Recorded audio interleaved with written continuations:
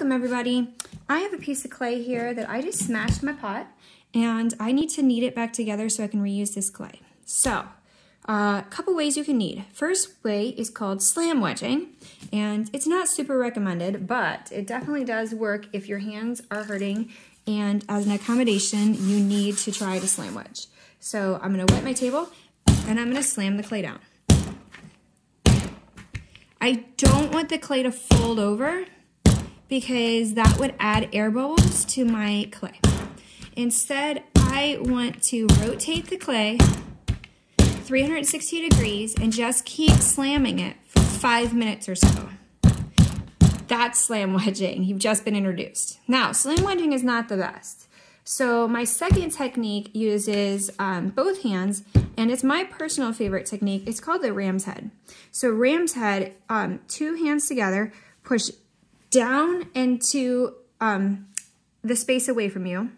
You curl up and down towards the table and away from you. Roll it up, down and away from you. And you'll notice the shape is starting to form. This is the ram's head. Now, mine doesn't look perfect because I'm actually trying to wedge a little further away from my body so it stays on camera. But you can see it forming where this, okay, is actually getting pushed up and around into the clay. And that's the ram's head. And when you're done, 5 minutes, remember, is always the good tip. You roll it in a circle and you slam it into a ball. This works perfect for hand building. Wonderful, perfect. The last technique is a snail shell technique. Okay, it's one I'm not as good with because your left and your right hand have to be both really strong, and I'm very right hand dominated. So what you're gonna do is your right hand is going to down and towards your left. Your left is just trying to hold it in place. Notice I pull it up in a circle. So I'm going like this, up in a circle and down. Up in a circle and a down. Up in a circle, down. Up in a circle, down. So this is perfect if you are one hand dominant. It doesn't work for me if I have big pieces of clay. Okay? Because if you have big pieces of clay, you have to use both hands.